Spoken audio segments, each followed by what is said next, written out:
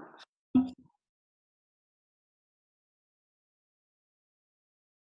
brilliant. Hello, everybody. Welcome to our fourth Sunday Times Lifestyle Quiz. We are so excited to have you all here tonight. I'm going to quickly run through the rules because there's nothing more I can say about lockdown other than people are in fact starting to not want to read any news about COVID anymore. So that is why the quiz night is a delightful alternative to, nothing we want to hear anymore. So the rules, as we know, are very simple. Come up with a quiz team name. We have some very exciting ones here. Most amusing is Domus Stultus, and I quickly looked that up in Latin. That means, I think, if I'm right, they can answer me, the house of boobs, booby house or dummies, I'm not sure. But anyway, so come up with your name, guys, and then basically there are 9 sections. We're mixing them up tonight. Again, there's the Korma Burger. There are all sorts of people who've joined us. Once you have your name and you've joined the live chat, bear in mind that you should play nicely. So we don't want to read anything rude on the live chat. Secondly, we don't want you to Google the answers. And thirdly, have a lot of fun. We have, and we will write the answers down. We'll write the questions down in the live chat. So each quizmaster is going to ask you 5 questions. The questions will come up in the live chat in case you're worried that you haven't heard the question.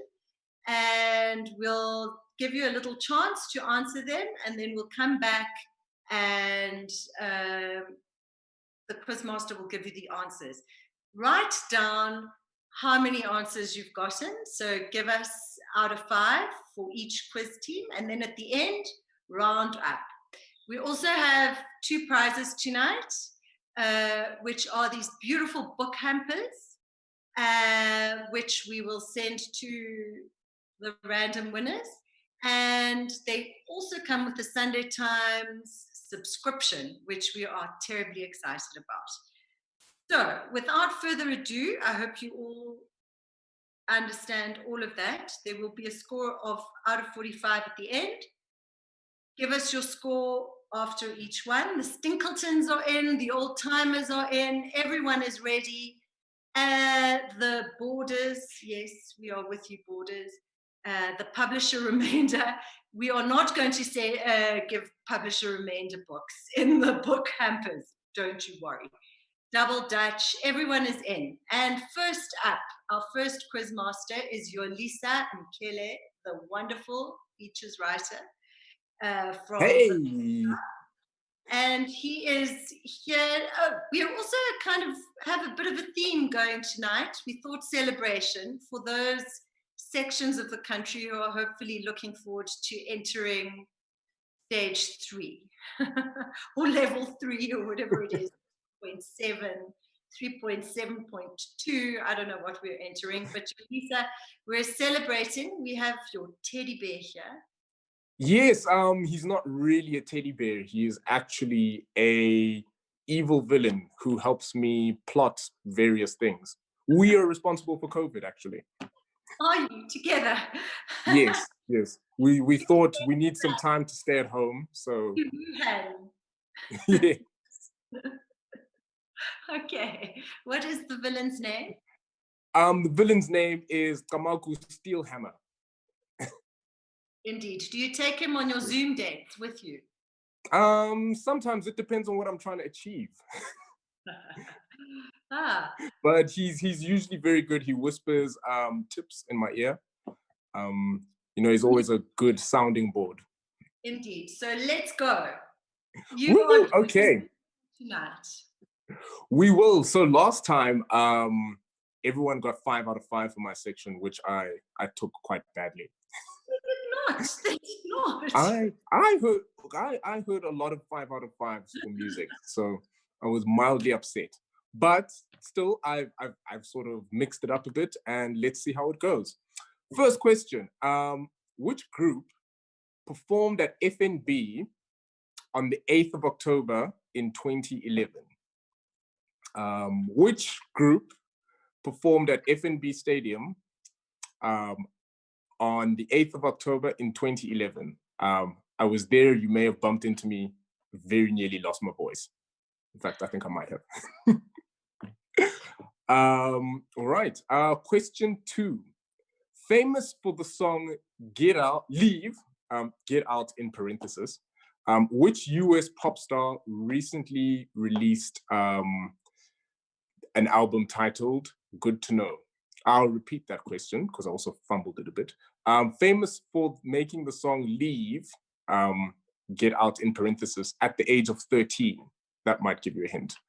Which US pop star recently released an album called Get to Know? I'll even sing the song. It was like, get out, don't leave, it's the end of you and me. That song. It was, we all knew it. We all used to sing it in like high school and like, yeah, when you were breaking up with your grade 7 girlfriend. Next, which famous Hollywood composer did the music for Inception, The Dark Knight, Gladiator? I mean, he did a whole lot more movies, but those specifically. Which famous Hollywood composer did the music for Inception, The Dark Knight, and Gladiator? 4. We're on 4 now. Which record producer, this one's a fun one, which record producer is famous for shouting, "We the best," like every chance he gets? No, best. I will say that again. Which record producer is well known for shouting, "We the best," every time he gets the chance? And finally, Bobby Brown was once a member of which 80s R&B group? Bobby Brown, not the makeup artist, was once a member of which famous R&B group? Bobby Brown, Whitney Houston. Yes, Whitney Houston's husband, ex-husband. Okay. Yeah. I love your Alice band. Is that an Alice band? Is that what we call it? I thought I should dress up as a disco ball. It's working. I'm shining the lights. Yeah. Okay. And yeah, so teams.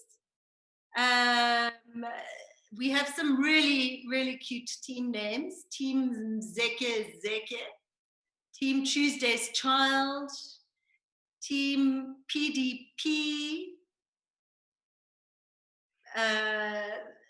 The publisher remainders, you'll be pleased to know, Jennifer, are very pleased that we're not going to give remainders in the book hampers.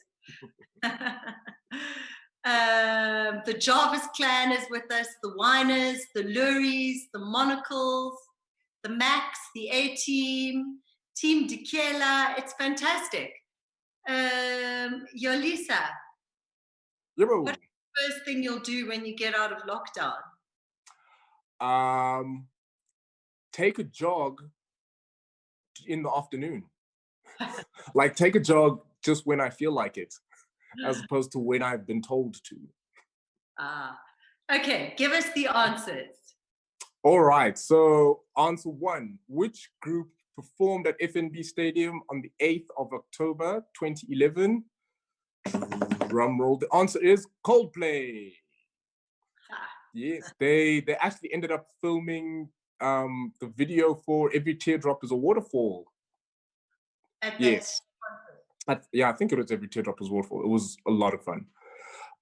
Second, famous for making the song Get Out or Leave, Get Out at age 13, which US pop star recently released an album called Good to Know? The answer is JoJo. She looks exactly the same, weirdly, just taller. 3, which famous Hollywood composer did the music for Inception, The Dark Knight, and Gladiator? It's Hans Zimmer.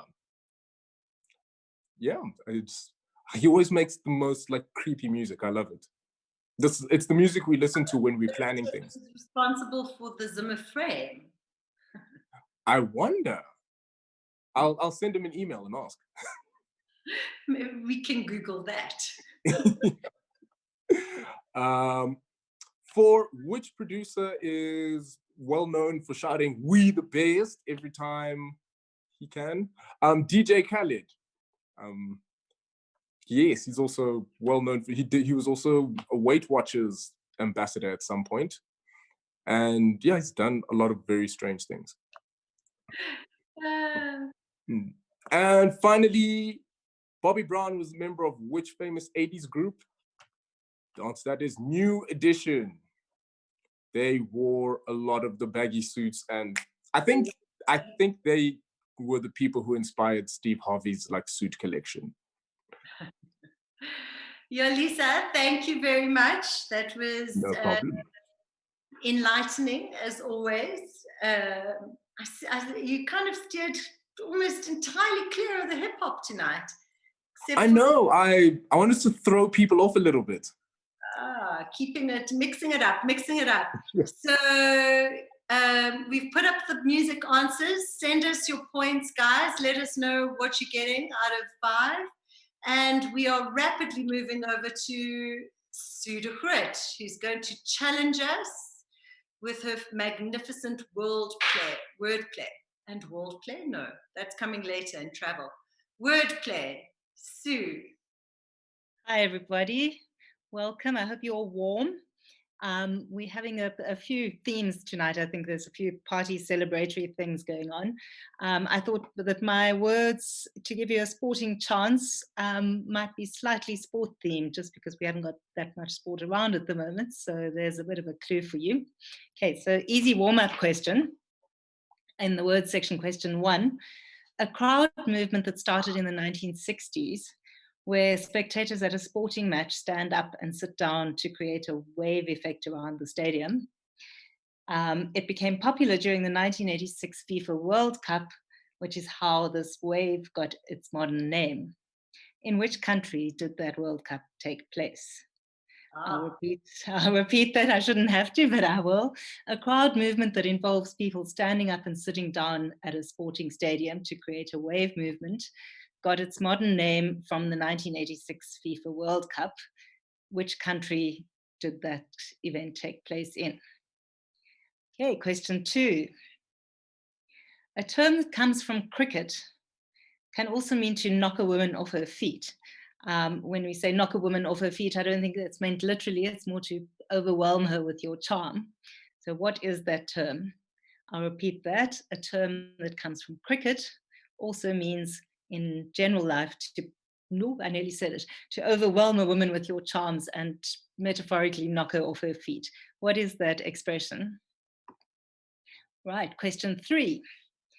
The expression Grand Slam means generally to do well, and more specifically, it applies or it's associated with winning all the major tournaments in a year in golf or in tennis. But it doesn't come from golf or tennis. So the question is, from what game did the term Grand Slam originate? I'll repeat that. The expression Grand Slam, which is associated with winning all the major tournaments in tennis and golf, and also generally means to do really well. From what game does Grand Slam originate? Question 4. Fair play means giving everyone a fair chance, an equal chance, and it is an expression used widely in sport as well as in life. But which English playwright coined the phrase fair play? I'll repeat that. Fair play means giving everyone an equal chance in sport and in life. Which English playwright coined the phrase? Last one, question 5. A 2-word rhyming phrase that means total chaos or upside down or all over the place has been used in the last many, many years. It's been used as the name of a fairground ride, a Beatles song, and a horror movie. What is the expression? I'll repeat that.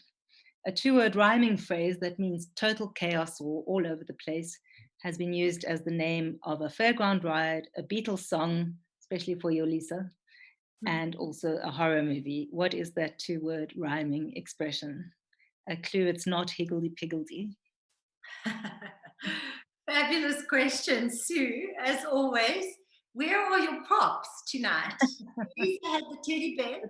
The cats are asleep. I tried, but they're not having it. What is the first thing you'll do when you get out of lockdown? Buy a bottle of whiskey. Me and BDK both, I think. Horse from last quiz. Shall I do answers? Wait, sorry. Say how people did in the last round. Norman and Denise sadly got no answers right in the musical section. Team Storm in a Teacup, 2 out of 5. The Cases, 2 out of 5. The Locked Flock, I fear hit the Uno card, they said. The Poetic Badgers got 1 out of 5. And Team Zeke, 2 out of 5. So give us the answers, Sue. Okay. So question 1, the crowd movement that started in the 1960s but got its modern name at the World Cup, FIFA World Cup in 1986. The country in which that World Cup took place obviously was Mexico, and that is the Mexican wave. I'm not sure what they called it before it became the Mexican wave, perhaps just the wave. So question 2, the term that comes from cricket and also means to knock a woman off her feet with your charm is bowl a maiden over. It's a bit odd. It started in cricket and it actually means to when the batsman gets no runs. But I suppose that's good for the bowlers. So bowling a maiden over also means to charm a woman completely. Question 3, the expression grand slam. Oh, sorry. I always thought that was a bit of a kind of Sexist? or something a bit more dramatic than just This is a family quiz, though. At least it's not out for a duck. So, the third question, the expression grand slam, which means to do well and is also associated with winning the big tournaments in golf and in tennis, comes originally from bridge, when a grand slam in bridge is, I think, to take all 13 tricks, I think. And the word trump, of course, also comes from bridge, but let's not go there. That's a bridge over troubled waters. Or maybe troubled waters. So the fourth question, fair play means giving everyone an equal chance in sport and in life. And the English playwright who coined that phrase was the one who coined many, many, many phrases that we use every day, which is, of course, William Shakespeare. He used it many times in many plays. So question 5, last one. The 2-word rhyming phrase that means total chaos has been used as the name of a fairground ride, a Beatles song, and a horror movie, and that is Helter Skelter. So I hope that you all had fun and games tonight, and thank you very much for joining us for the quiz. Brilliant. Thank you so much, Sue. We are moving on to the books, to Jennifer Platt right now. Our books editor, fabulous Jennifer Platt, is going to tempt us with book questions and literature. Hi, everybody, and welcome to round 4 of our Sunday Times lifestyle quiz. I just want to dedicate this section to my mom, my darling mom, who, was intrinsic in my love for reading. I just want to say thank you, Mom, for making me read and pushing me to read, and I love books because of her. But we will move on to question 1, and it's all celebration, and I think celebration is alcohol, and I don't know what that means about us book people, authors, readers alike, but it's all alcohol related. Kisses from Austria and Germany or Sweden. What did it say? Now it's disappeared. But people are watching you from all over the world. Okay. Wow. Yes. Fabulous. That's lovely. Thank you, everybody. Okay, question number 1, which I think is a very easy question, is which one? Germany. Sorry. There we go. Yeah. Okay. Okay, so question number 1 is an easy one. Which wine did Hannibal Lecter enjoy with his liver and fava beans in The Silence of the Lambs? It was a book and was a movie. So which wine did Hannibal Lecter enjoy with his liver and fava beans in The Silence of the Lambs? I think we all know what the answer is. And the second one is a longer question, but I think it's very interesting. And I want to give a shout out to our travel editor, Elizabeth, for giving me this fact, because she was researching Cuba. And it's the Papa Doble, which I have here, which is a lovely cocktail. Huh. Yeah, it originated in Cuba at the famous El Floridita bar in Havana. And legend has it that a great author who was known for his love of the drink wandered into the bar for the restroom, but decided to order the famous daiquiri that the bar was known for. And he's quoted as saying, "It's good, but I prefer it without sugar and with double rum." And so the bartender made it for him, especially for him. And it is now made with maraschino cherries. I couldn't get any, so I just have normal cherries and grapefruit juice and rum. So I want to know, who is this legendary author that was the creative force behind this drink called the Papa Doble? I'll have a sip now. Cheers. Quite and dry. Yeah. Question number 3. J.R.R. Tolkien was known for loving beer, as we all know during his Lord of the Rings. I don't know if you can call it a trilogy. It was very evident that he loved beer. And he had this good friend that he used to go out every Tuesday with. And they used to go for beer and talk about their writings and what they were working on. Who was this friend? And I'll give you a hint. He was the author of the Narnia series. And I'll ask this question again. J.R.R. Tolkien was a big beer drinker, which is quite evident in the Lord of the Rings series of books. Every Tuesday, he and his lifelong friend would go out for a few beers and would discuss their work. Who was his friend? And like I said, the hint, he was the author of the Narnia series. Question number 4. Who is the author who wrote the novel After Tears? And After Tears is a party that people have after a funeral. And this author was born in Soweto in 1973, which is a big clue. And most of his short stories and books are based in Soweto. So I'll ask question number 4 again. Who is the author who wrote the novel After Tears? He was born in Soweto in 1973, and most of his books and short stories are based on this place. Who is the author? And question number 5, again, is quite a long story, but I think it's also a fabulous story about parties and so on. And we all know that authors love to party, or I know that authors love to party a lot. But we'll see about, like, this is a story about poets, and I think they love to party even more than authors.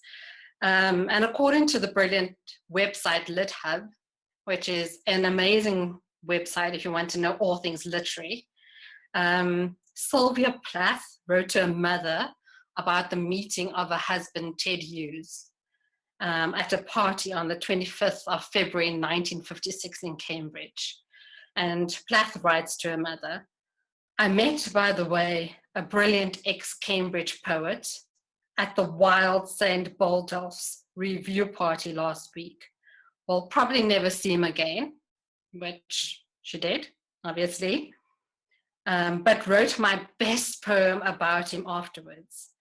And also according to the website, she declared that she bit Hugh's cheek so hard as he kissed her neck that she left not just a mark, she says, but an open wound dripping blood.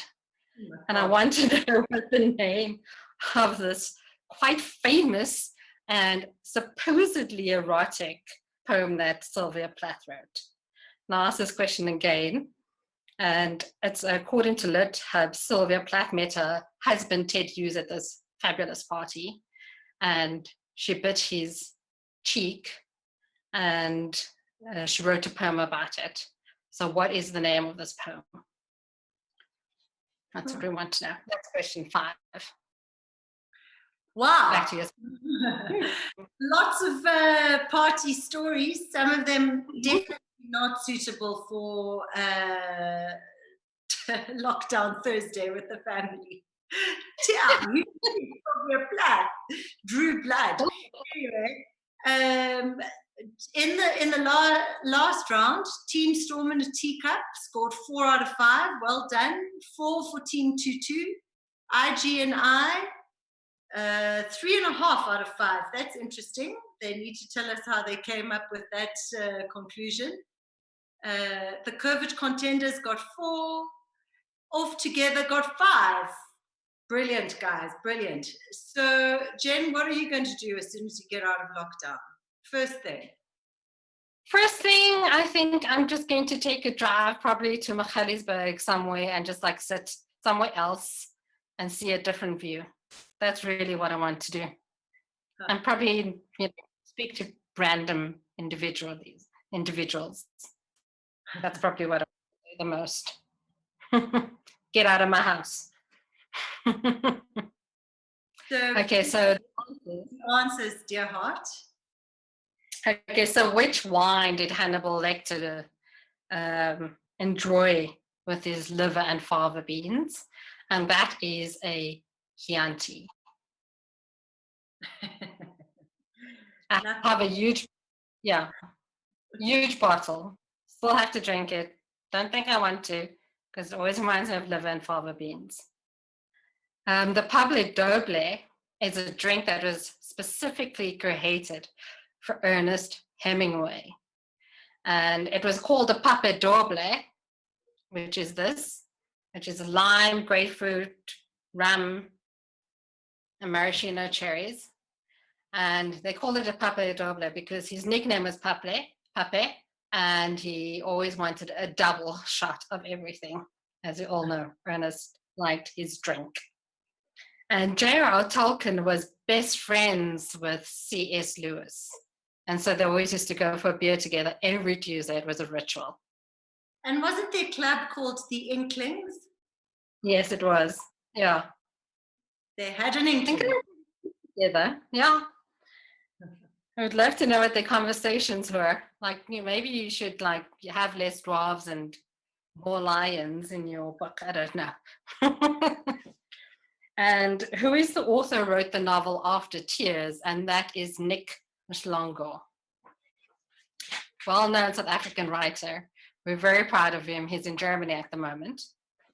And question number 5, Sylvia Plath's poem about her meeting with the first meeting with her husband-to-be, Ted Hughes, was called Pursuit. And it's quite an erotic poem, supposedly. So those are the answers to the book questions. And thank you, everybody, for joining us. I hope you enjoyed the trivia, and I hope you enjoyed all the little facts about all the authors. Thank you so much. Thank you, Jen. We are now rapidly speeding along to motoring. So young Thomas Falkiner is going to challenge us. We have the answers coming up on the side. So Alternative Facts have already told us that they got 3 out of 5 for the book section, and the Block Downs got 2. Illuminati, unfortunately, we're not very illuminated, and got 1. Gimme loves you, Jennifer.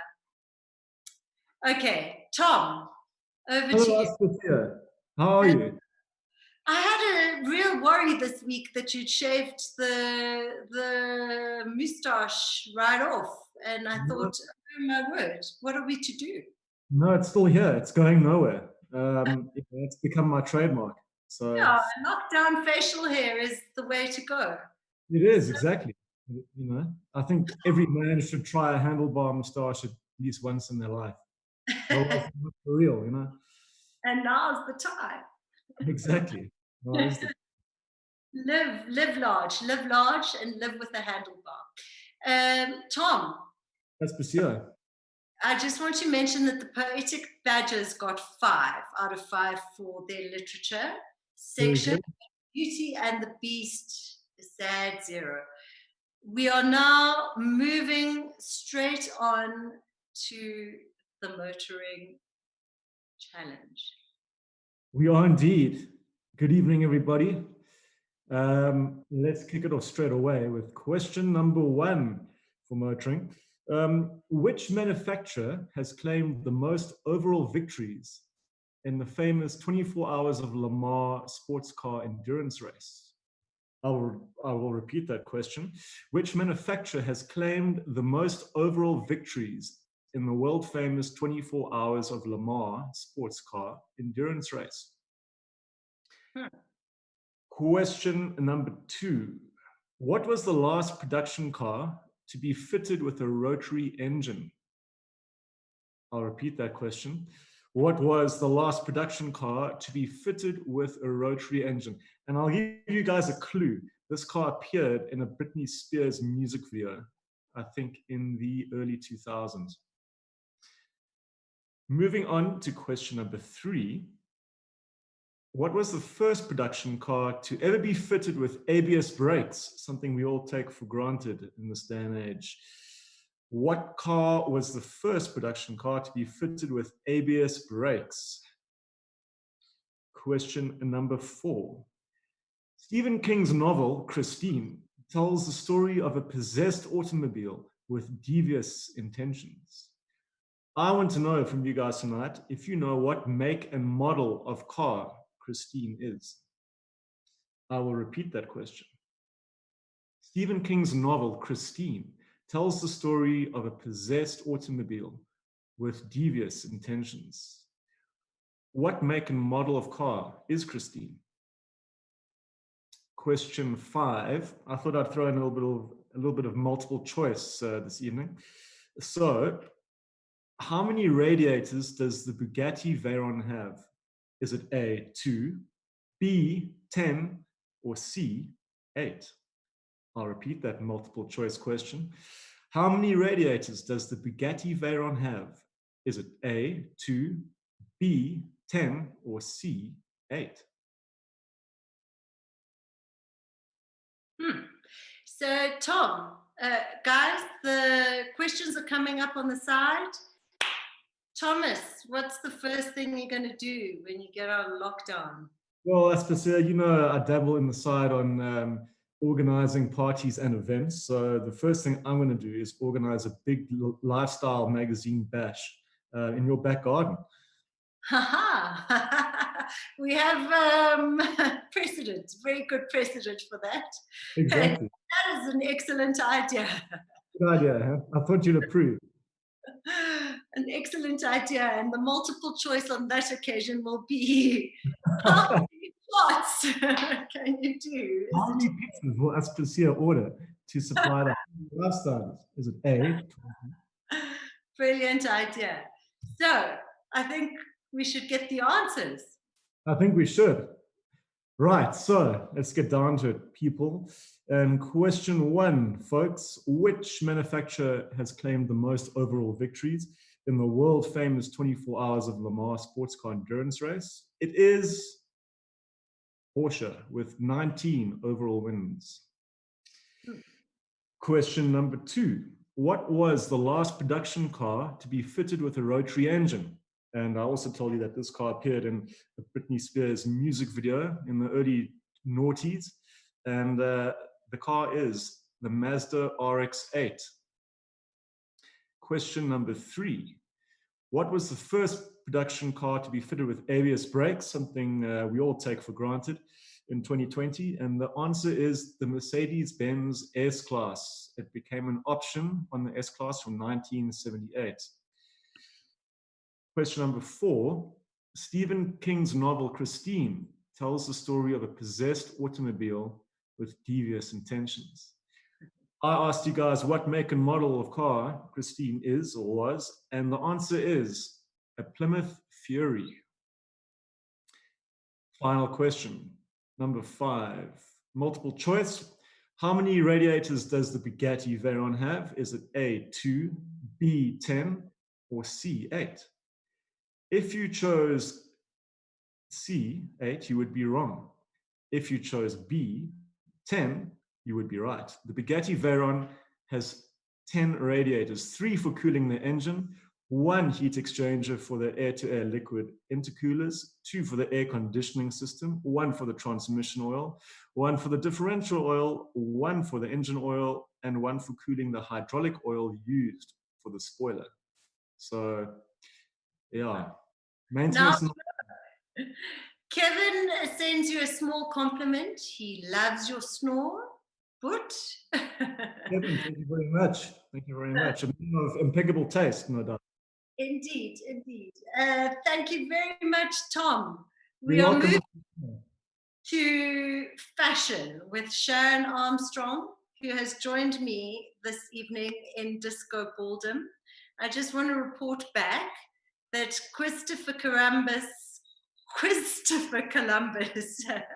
2 points. Team Fanikek, 4 out of 5. IG and I, sad one. That was still for books. We're starting to see the motoring points. Sadly, you really challenged them, Tom. The poetic badges got 0. I quarantine, also a big fat 0. The Illuminati 2. Yeah, so I wonder where Sharon is at this stage. Yeah, from one She's disco ball to another. Indeed. So fashion question number 1. Which American fashion journalist, who was a friend of Andy Warhol and Diana Freeland, recently wrote his memoirs called The Chiffon Trenches? I'll repeat the question. Which American fashion journalist, a friend of Andy Warhol and Diana Freeland, recently wrote his memoirs on 50 years of fashion, The Chiffon Trenches? And he seriously gave away some larger than life is my clue. And he threw some shade. Yeah, to Halston, which was the celebratory theme. Halston's dinner parties and what he served for dessert. Fashion question number 2. Which docu-series directed by Nikki Greenwald is currently running on Showmax, which follows the lives of 5 international models during a season in Cape Town? And I'll repeat the question. Which docu-series directed by Nikki Greenwald is currently airing on Showmax and documents the lives of 5 international models during season in Cape Town? It is a must-see. Indeed. I believe so. Question number 3. Which celebrity collaboration with Reebok lands in South Africa on the 30th of May, which is also a very celebratory one for us? Which celebrity collaboration with Reebok lands in South Africa on the 30th of May? Fashion question number 4. Which Italian stylist was recently signed to Swarovski as their creative director? The first time in the history of the brand that they've actually appointed a creative director. I'm going to repeat the question. That's really shiny. That's your shine. Which Italian stylist was recently appointed creative director for Swarovski? The first time in the brand's history that they have appointed a creative director. And the final question. Which local designer shares a name with a top DJ and a hot beverage? Which local designer shares a name with a top local DJ and a hot beverage? So Sharon, I'm just reporting back on the last round. Team Mkele sadly got 0 for the motoring, and Bird Brain did only slightly better, 1 out of 5. Cham VL Sect, 4. I think it's Cham versus L Sect 4, got 2. And Mike on his own, sadly, not scoring on the motoring at all. He got 0. The Quizzits, 2 out of 5. What are you going to do as soon as you get out of lockdown? I think it would be amazing to go to a restaurant and not cook. Maybe a play date for the child. Which one? A play date for the child? Would also be good.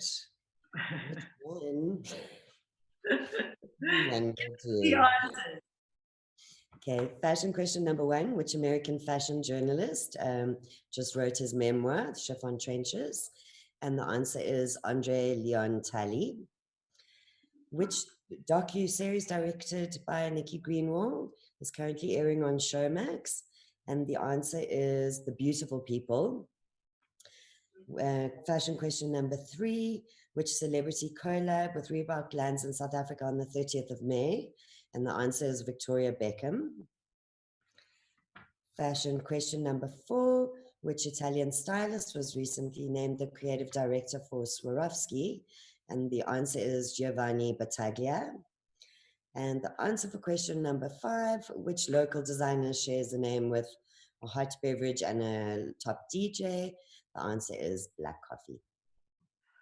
Thank you very much, Sharon Becker. And let's shine on. We are moving on to travel. The one area that I'm not sure when we are ever going to do again. So we may as well do a bit of armchair travel tonight. I fear the publisher remainders got 1 out of 5. And Mike on his own believes he got nothing for fashion because he doesn't know anything about it. Elizabeth Sleith, take us on a little trip. Hello, hi. Gosh, I wasn't actually expecting to be up next, so you got me by surprise. Yeah, hopefully we will be traveling soon. If you're looking at the news out of like other countries, they seem to be opening up, I don't know, kind of sooner than we all expected. So I know there's a lot of investment in the industry in our country that people are hoping that things will get more kind of inclusive sooner. So let's hope for their sake that it's true. And okay, let's go to our questions. I also did a bit of a celebration theme in the hopes that we'll move to lockdown level 3 soon. So my first question is about Thailand. And Thailand is one of the famous celebrations they have in Thailand. It's about New Year. New Year in Thailand happens in April, which is very hot. And they have this famous festival where they come out on the streets and they throw water at each other. So there's a name in Thai for the festival. What is the name of the festival in Thailand? The New Year festival in Thailand is called what? That's travel question number 1. What is the name of the festival in Thailand? Okay, and then travel question number 2 is about Las Vegas.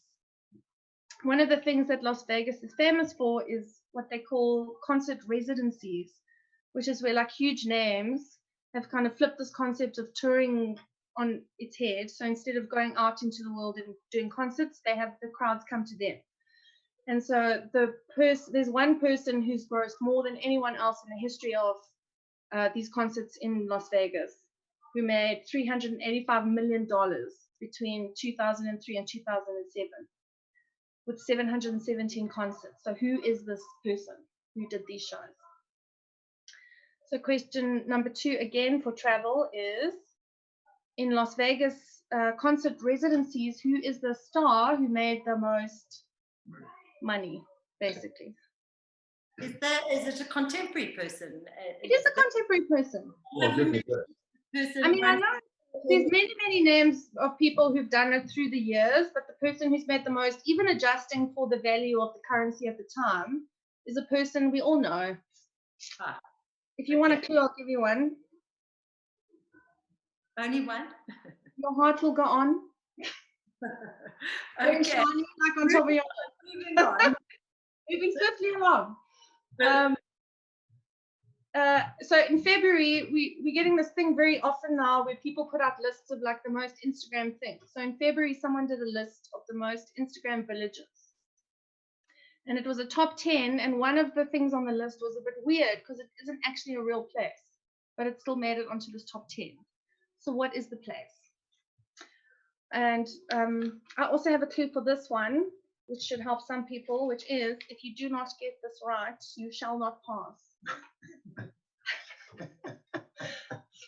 So that's travel question 3 again. On an Instagram, the most Instagrammed top 10 villages, one of them isn't a real place. What is the name of the village? And then travel question number 4 is about the carnival in Brazil. So everyone knows that it's full of these parades and everybody dresses up, and they happen all across the city, but there is a specially built stadium where the main samba schools compete. What is the name of the stadium? So I'll ask you again, travel question number 4 is, at the Rio Carnival, what is the name of the stadium where the main samba schools compete? And then the last question for travel, question number 5, is about Uganda. Every year in September, there's a ceremony that happens in Uganda, which is massive, and they get all these celebrities to come. It's called Kwita Izina, and it's about giving names to some very special residents who've all been born in the past year. So the question is, who are these very special residents in Uganda who are named at this ceremony? So I'll ask that question again. You look very baffled. Every year, I know, but when you hear the answer, you'll be impressed because it's very cute. Every year in September, Uganda has a special ceremony where they invite all these celebrities. Last year, Naomi Campbell came, where they name some very special residents. They're given their official names. So who are these residents in Uganda? Right. That's travel question number 5.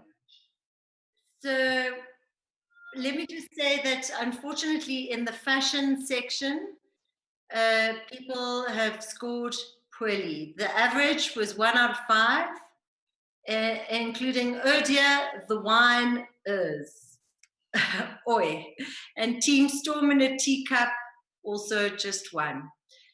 And the traveling Talibis, 1. So perhaps the traveling Talibis will do better in the travel section. Tell me what your plans are for post-lockdown, Elizabeth. I'm going to go to Thomas Falkiner's party. in my garden. Brilliant. I might actually bring a little like razor, and I might get some of the other girls from Lifestyle to maybe pin that kid down and remove that tash. Sorry to Kevin or whoever it was. Don't like, touch the tash. Don't touch the tash. Getting a bit much, Thomas. Love you. Maybe slightly groomed. Slightly more groomed. Might be nice. Give me the answers, Elizabeth. Okay, so the answers are, the first question was about Thailand, New Year in Thailand, where everybody throws water at each other. And the name of the festival is Songkran. How do you spell that? Song, like music. Oh, my cat's in the way. Sorry. Song and then K-R-A-N. So it's Songkran. Songkran. I'm not sure how you say it in Thai. And then question number 2 was about Las Vegas. Who is the artist who has been so massively successful at these in-residence shows? And I think I really told everyone the answer with the clue that I gave you. It is Celine Dion. And then, the Instagram, the most Instagrammed top 10, the weird place that doesn't actually exist. The answer is Hobbiton. So in New Zealand, the set that they built for the Lord and the Rings films, Hobbiton, which isn't a real place, is one of the top 10 most Instagrammed villages. Weird. Actually doing that. How are they Instagramming Hobbiton? I I don't wonder. know. So what they do is with these listicles is that they count the hashtags. So I'm not sure. I feel like if I'd been involved in the panel, I would have said, guys, that doesn't qualify because it's not a real village, but they did put it in the list. So Hobbiton Village, it's not a real place, but you can visit it. So it's like a film set that is now a tourist attraction. And it made it onto the list. Okay, and then Brazil's famous carnival, the stadium where the final competitions happens, it's called the Samba Drome. I hope you all got that one. Naturally. Yeah. Then, this one I think was really cute. I just randomly came across this fact and I thought it was adorable. So in Uganda, every year they have a ceremony to name the mountain gorillas that were born the previous year. So that's the festival. It's called Kwita Izinya. And so actually there was one quite recently, which I read about, and there were a lot of comments on the post where they said, please don't call it COVID. So Uganda, please don't call it COVID. They do this thing every year where they have this huge event and they name the baby gorillas that have been born in the previous year. So that's the answer, baby gorillas. Lovely. I love you. The young fortnight champion. Baby gorilla. Wait. Only on YouTube. Sorry. Back to you. Elizabeth and the young gorilla of the household. Good night, and thank you very much for at least giving us some armchair travel. We are now moving on to sport, which is yet another area that we are sorely lacking in our lives. But BBK is going to entertain us with some quizzical questions. Just reporting back that the Jarvis clan got 1 out of 5. Alternative facts, 3. The Quizzards, 2. Not bad.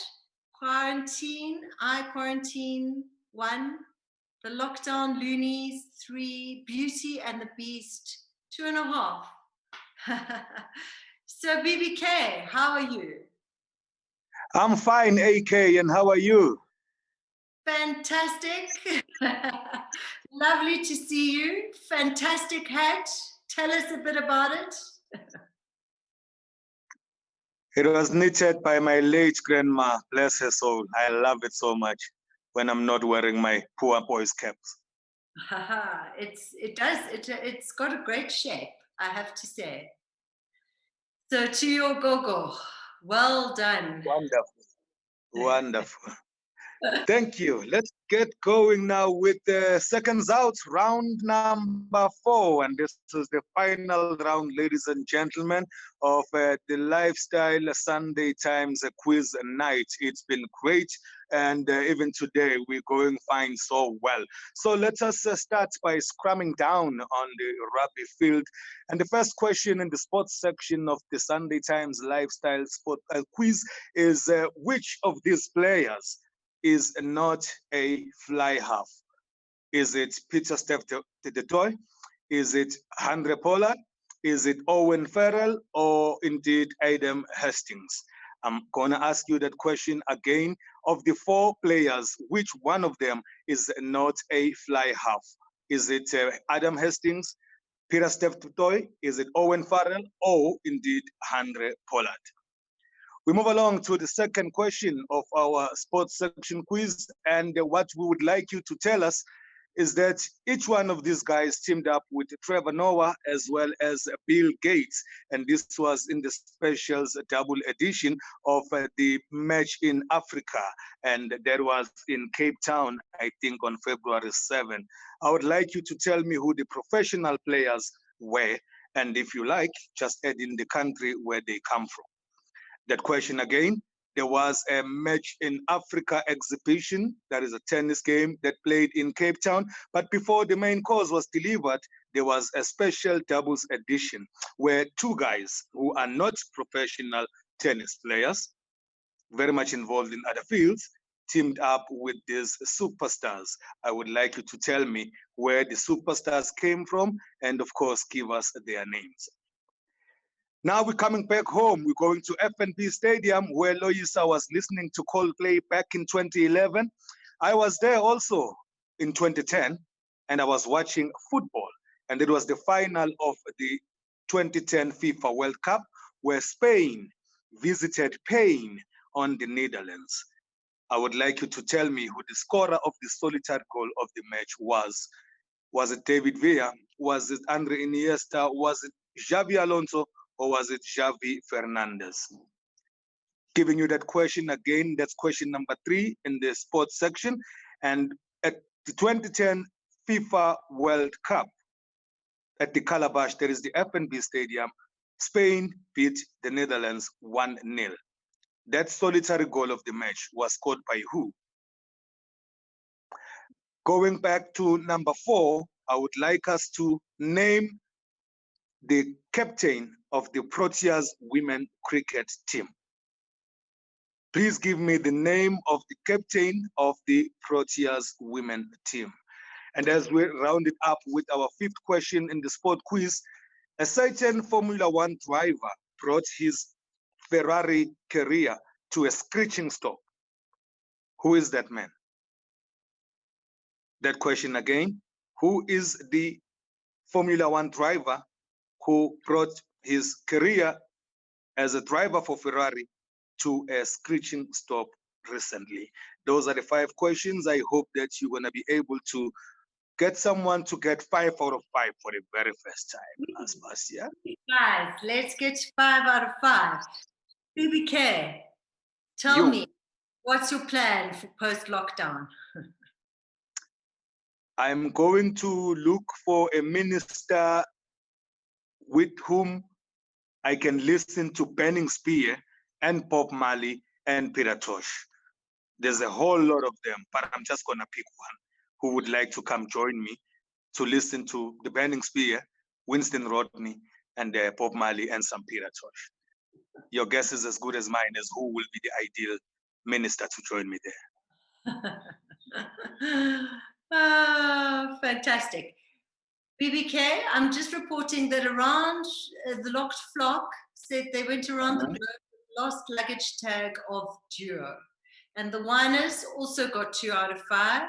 The foggiest idea are consistently scoring a resounding 1. And gimme, really experiencing a great deal of wanderlust. They got 4 out of 5. So that is pretty marvelous. Please give us the answers, dear heart. So the answer to question number 1 of the sports section of the quiz, and the question being which one of these rugby players is not a fly half, that of course will be Peter Steph Tutoy.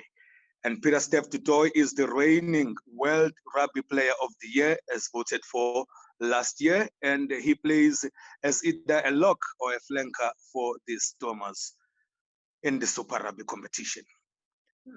Number 2, who teamed up with Trevor Noah and Bill Gates in the Match in Africa exhibition special double match in Cape Town in February? It will, of course, be the Spanish matador, Rafael Nadal, as well as Roger Federer, who comes from Switzerland. Though a lot of South Africans would like to claim by virtue of his mother being a South African. Question number 3. I know that Nadine Dreyer, who is the features editor of the Sunday Times, also swears by Roger. Roger and out on that note. Question number 3, at the FNB Stadium, the Calabash, there was the final of the 2010 FIFA World Cup. It was contested by Spain as well as the Netherlands, and the only goal of that game was not scored by David Sevilla. It was not scored by Xavi Hernandez. It was scored by his teammate, Andres Iniesta, who now plays for Vissel Kobe in the Japanese league. So Iniesta, Iniesta is the man who caused a great deal of celebration for Spain at the FNB Stadium back in 2010. Question number 4. They played in the semi-final of the World Cup and came unstuck at that stage at the Cricket Women's World Cup. All I asked you was to name the lady who is the captain of the team, and that is, of course, Dane van Niekerk. And we round it up with our final question, question number 5, where we asked you to name the Formula One driver who put a stop to his Ferrari career. Of course, there's only one, Sebastian Vettel. We're not quite sure right now which direction he's going to go, but he is the man who said bye-bye to Ferrari. And with that, I say bye-bye to all the participants. It's been great. It's been wonderful. And I hand it back to you, Aspasia AK. Thank you, BBK. That was marvelous. And guys, I hate to tell you this, but we are now on the last section. We're only doing 8 sections tonight. Our editor of the lifestyle, Andrea Nagel, has had an emergency and so has been unable to join us. So we are rounding everything off with food, with the fabulous Hilary Biller, who has been tempting us with the most marvelous recipes and also extreme pineapple beer. I've become known as the brewing queen. Find a new pastime. Sorry? Are things in the bathtub? Good, good. Anyway, good evening, everybody. It's lovely to be back, and it's such soup weather. I'm sure everybody's eating lots of wonderful soups, even if they are already made from your favorite supermarket. Okay, tonight I'm sort of following the theme of celebrations around food and food personalities and chefs. Some of the good news, the better news in the hospitality industry that is suffering so in this lockdown. Okay, the first question: which famous South African-born chef celebrated a milestone birthday in the country during a recent visit? I'll repeat that. Which famous South African-born chef celebrated a milestone birthday in the country during a recent visit? Everybody should know that. Okay, number 2. A local cookbook, the first for a chef who is better known by a pseudonym, recently went into its 7th reprint. What is her name or the pseudonym that she uses? Shall I repeat that? A local cookbook, the first for a chef who is better known by her pseudonym, recently went into its 7th reprint. What is her name? Okay, question 3.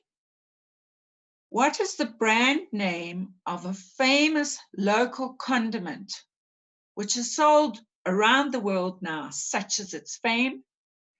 Its origins can be traced back to a woman who first developed the recipe in the late 1800s. Now, come on, Aspasia, you should know the answer to this. You're smiling sweetly.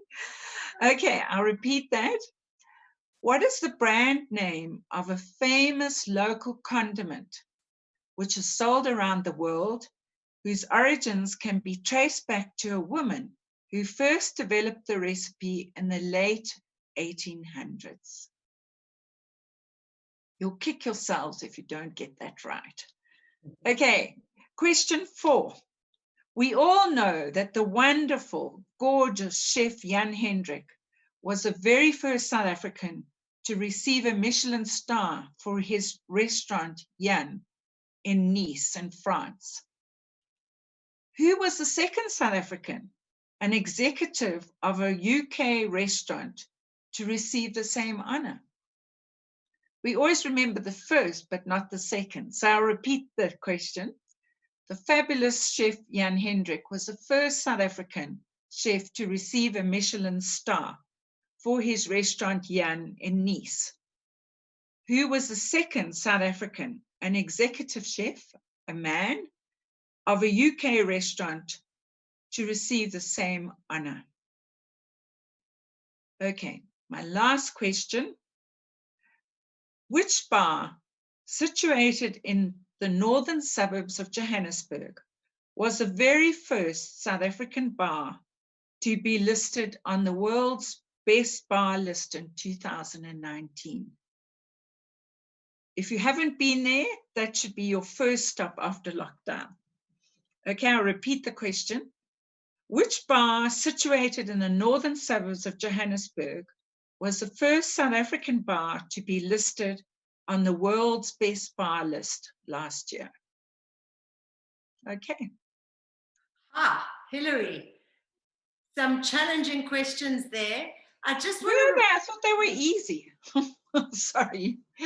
These are for BBK because he challenged people to come up with the 5 correct answers. And BBK, you are the section that got some. The Blockdowns got 5 out of 5. Norman and Denise got 5 out of 5. Yeah. Yay! Wonderful. Wonderful. I'm very, very pleased myself because I was starting to worry. Wait, and Christopher Carambus also 5 out of 5. Bravo, bravo, and off together 5 out of 5. So you had a very successful round, just saying. Lovely stuff. Great.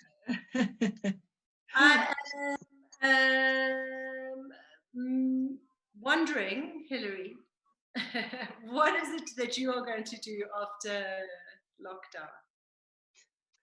You know what? I'm longing to have a dinner party. I'm so sick of cooking for 2. It gets really boring.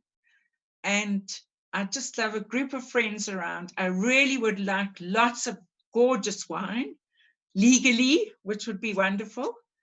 And just to catch up, to drink, and to eat some delicious food. I really long to do that. The question is, what is going to be on the menu? I think we should have a story in the lifestyle that says, my first post-lockdown dinner party. Yeah, no, good idea. I'd have to think about that. But being cold, I can think of really some gorgeous things to eat right now. Okay, my answers, should I repeat the questions? Okay. Which famous South African-born chef celebrated a milestone birthday in the country during a recent visit? The answer is the gorgeous one and only Prue Leith, who now resides in the UK, and she does the Best British Bake Off. But she turned 80, and I think she looks like a 50-year-old. Wonderful woman. Okay, so it was Prue Leith, the answer to that question.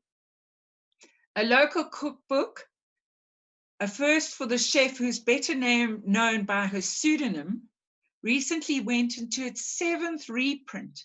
She's actually overtaken the sales of Jamie Oliver's cookbooks in South Africa. What is her name? It's Magao Shishone, who's better known as the Lazy Makoti. The Lazy Makoti. Yeah, wonderful cookbook, The Lazy Makoti. And she's done so well with it. Okay, number 3. What is the brand name? You looked a bit puzzled, Aspasia.